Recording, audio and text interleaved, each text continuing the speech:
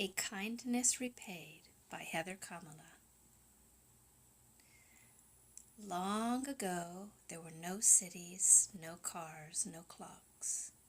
Everything was made by hand. People lived in small villages and helped each other with their daily chores. The monks of the temples kept the time with the bonging of the bells. The sound could be heard throughout the land. Bong, bong, bong.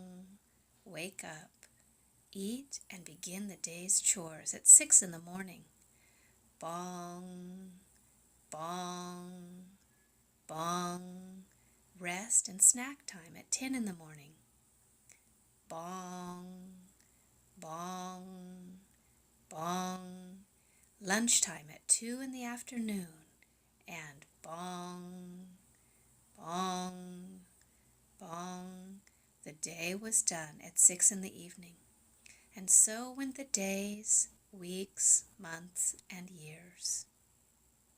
There was one village nestled between lush mountains where an elephant family lived. They had a strong son named Ganesha. He was a hard worker and helpful in his community, but he had little time for playing with friends. He felt lonely. One early spring day, Ganesha woke to the smell of the first cherry blossoms and the sound of the temple bell. Bong, bong, bong. With a fresh feeling, he went to the well with his bucket and rope to fetch water. He was surprised to hear a sss noise. As he walked closer, he realized a snake sister was trapped in the well. He quickly lowered the water bucket and yelled down to her, "Grab the bucket, I'll pull you up." When she reached the top, she explained to Ganesha, "Yesterday I was trying to get a drink in this well. The day was quite warm. I just couldn't resist the smell of sweet water. Alas, I fell in as I couldn't quite reach the bottom. Bless you for saving me." She slithered away saying, "My name is Sarita. I will repay your kindness."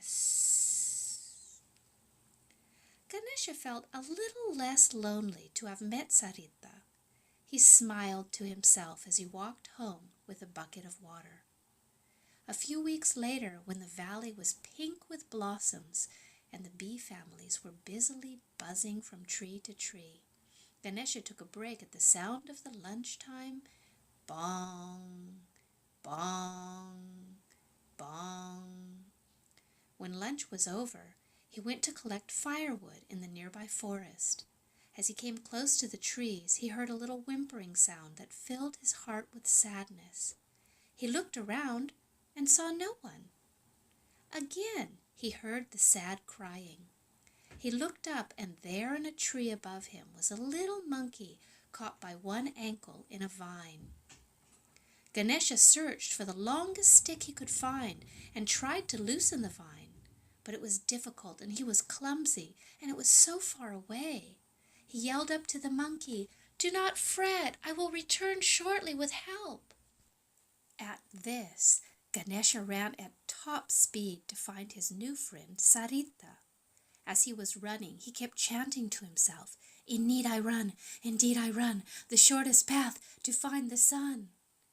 He ran faster and faster through tall grass, repeating his mantra over and over again, when all of a sudden, boom! He fell right into a hole. Luckily for his size, he was able to climb right out. But there in the hole was his new friend Sarita, the very person he was looking for. "Dear sister, I need your help," he exclaimed. "I have met a little monkey a ways away, and he is entangled in a tree and horribly desperate. Could you help me to help him?" "But of course," Sarita hissed. At the tree, Sarita slithered right up with no problem and quickly gnawed at the vine until the little monkey was free. Wiping the tears from her own face, the little monkey smiled at the snake sister. "My name is Nana.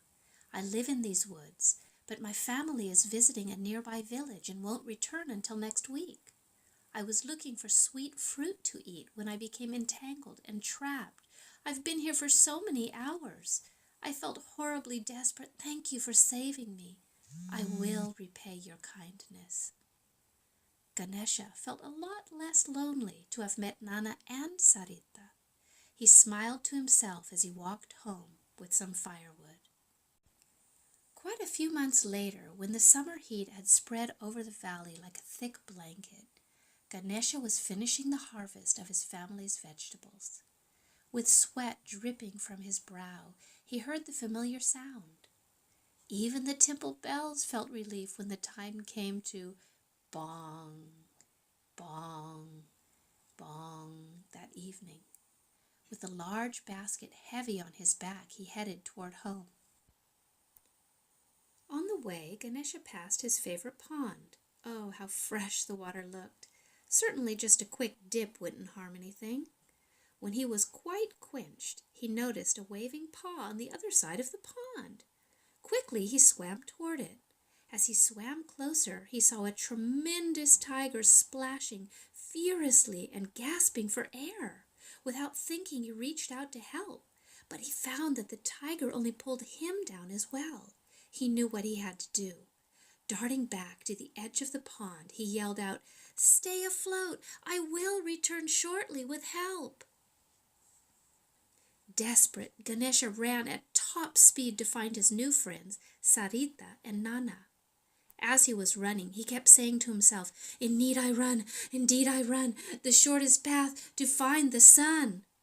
He ran faster and faster towards the woods, repeating his mantra over and over again, when all of a sudden, boom! He bumped right into a tree. Even the tree yelled out in pain. From the top of the tree, two voices shouted out, "Ganesha, what's the matter?"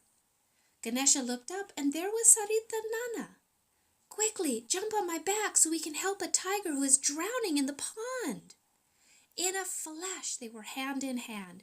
Ganesha anchored at the bank of the pond, Sarita holding tight to his trunk, and Nana, tail locked into coil. Nana was just able to reach one paw of the large tiger's body. She grabbed that paw with such strength that she even surprised herself. Ganesha pulled, Sarita pulled, and Nana pulled until finally the tiger flew out of the pond with all three animals flying behind him. Dazed, the four took a moment to catch their senses before Ganesha said, "Brother, are you all right?" The soggy tiger lifted his head and spoke, "My name is Kalidasa. As the sun beat down so hard this day, I badly needed to cool down. Although I despise getting wet, I decided to jump in. That was the biggest mistake, as my weight pulled me down and I became stuck in the mud at the bottom. The more I struggled, the deeper my feet were wedged. If you hadn't have come by, Brother Elephant, I would not have survived.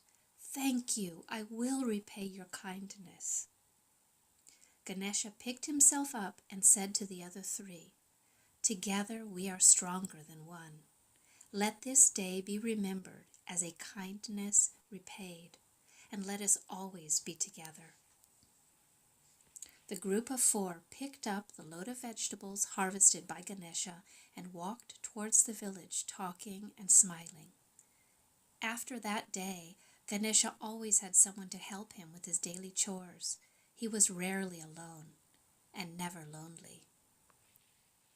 Loka samastaha sukhino bhavantu. May all beings everywhere be happy and free.